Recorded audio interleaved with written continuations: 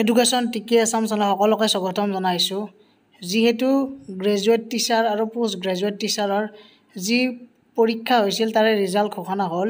এতিয়া গ্ৰেজুৱেট টিচাৰৰ যিহেতু cut off মাৰ্কছটো আমাক দিছে ইয়াতে গ্ৰেজুৱেট টিচাৰৰ। এতিয়া আমি কথাটো হ'ল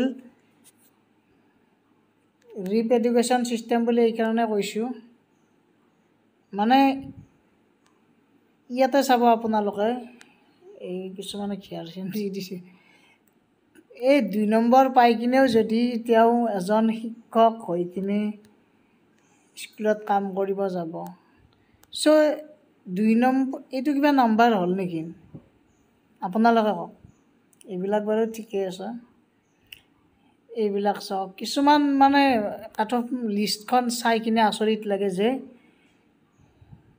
এই 150ৰ ভিতৰত 150ৰ ভিতৰত যদি মাত্ৰ 2-3 এনেকুৱা লাষ্ট কাট অফ যায়, PWDয়ে হওক বা বেলেগে হওক, PWDয়ে হওক বা বেলেগ কেটেগৰীয়ে হওক, যিয়ে নহওক কিয় এজন শিক্ষক হ'বলৈ যিখিনি তাৰমানে আমাক লাগে নিম্নতম অলপ হ'লেও লাগে। কাৰণ এই নাম্বাৰটোত আপোনালোকৰ 2-3 নাম্বাৰ কাট অফ মাৰ্কছ যায়, কিন্তু ইফালে কিছুমানে ইমানখিনি গৈও কিছুমানে নাপায়। এতিয়া মানে ছিষ্টেমটোৱে অকণমান বেলেগ টাইপ হৈ গৈছে। ছিষ্টেমটো হ'ব লাগে আমাৰ এটা যেনেকৈ টেট পৰীক্ষাত আমাৰ যেনেকৈ 83 পালে পাছ, 83 পাব লাগিব, OBC হওক, SC হওক, ST হওক, বা আমাৰ CTETৰ ক্ষেত্ৰত 82 150ৰ ভিতৰত। চ' এনেকুৱাকৈ এটা তাৰমানে বেৰা এখন থাকিব লাগে, তাৰমানে যে এই বেৰাখন পাৰ হ'লেহে পাছ কৰিবা।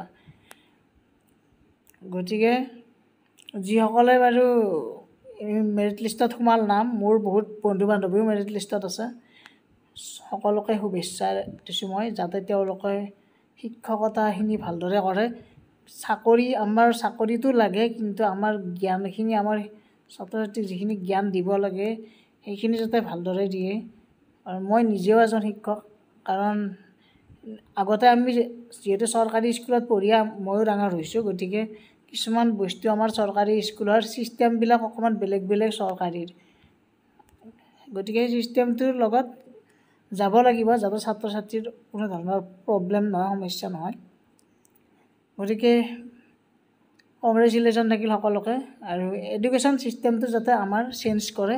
এই আমাৰ টেটৰ ক্ষেত্ৰত যেনেকুৱাকৈ এটা মাৰ্কছ থাকে, এখন বেৰা থাকে যে ইমান পাছ কৰিলে পাছ, ইমান পাছ কৰিলেই পাছ, চ' তেনেকুৱাকৈ ইয়াৰ ক্ষেত্ৰতো হ'ব লাগে। মই ভাবোঁ আপোনালোকৰ নিজৰ নিজৰ মন্তব্য জনাব। ধন্যবাদ, থেংক ইউ।